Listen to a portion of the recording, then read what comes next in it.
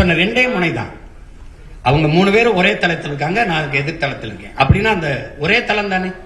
அவர் 2000 2500, நான் இதெல்லாம் கிடையாது. நீனே ஆயிரக்கணக்கான ரூபாயை ஈட்டிக் கொள்ற மாதிரி உனக்கு வேலை வாய்ப்பு, வருவாய்ப்பு இருக்கும், பொருளாதார மேம்பாட்டை தந்துடுறேன். அவன் வாழ்விடத்திலே தந்துடுறேன். அப்ப நான் தானே வேற இடத்துல இருக்கேன். அவங்க ஆங்கிலமும் கொள்கை மொழிங்கிறாங்க. அடுத்தவன் மொழி எனக்கு கொள்கையா இருக்க முடியாதுல்ல. அது என்னுடைய தன்மான இழப்பா நான் கருதுறேன். அதனால நான் என்ன சொல்றேன்னா, என் கொள்கை மொழியில வேறுபடுறேன். அப்ப அதுல மாறணும்ல. அவங்க ஊழல் லஞ்சத்தை ஒழிப்பும்னே சொல்லல. என் சாராய கடையவே மூடணும். என் தம்பி பாட்டிலுக்கு 10 ரூபா 10 ரூபான்னு பாடுறாரே ஒழிய நான் வந்தா மூடுவேன்னு சொல்லவே. இப்ப சாராய கடையை வச்சுக்கிட்டு, போதையை வச்சுக்கிட்டு, பெண்கள் பாதுகாப்பு என்பதும் சட்டம் ஒழுங்கு என்பதும், கொலை கொள்ளையை வன்முறையை தடுப்பு என்பதும் வெற்றி பேச்சாயிரும். சும்மா ஒரு என்ன சொல்றது, அது கேலிய வேடிக்கையாயிரும். அது சாத்தியப்படுத்த முடியாது.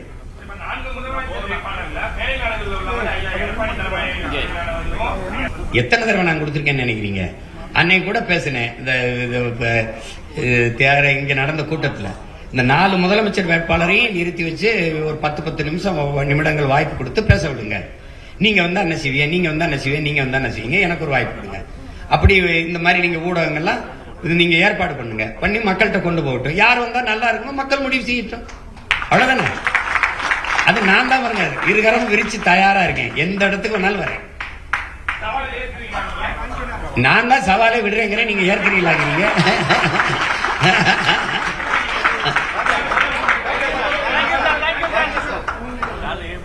நான் தான் தயாரா இருக்கின்ற. நான் தான் பல தடவை கூப்பிடுறேன். ட்ரம்ப் ஹிலாரி மாதிரி, பைடன் ட்ரம்ப் மாதிரி எங்களுக்கு வாத வைங்க, 4 முதலமைச்சரை நிறுத்துங்க. முதல்ல நான் வர்றேன்னு சொல்லுங்க. 3 பேரும் வர சொல்லுங்க முதல்ல.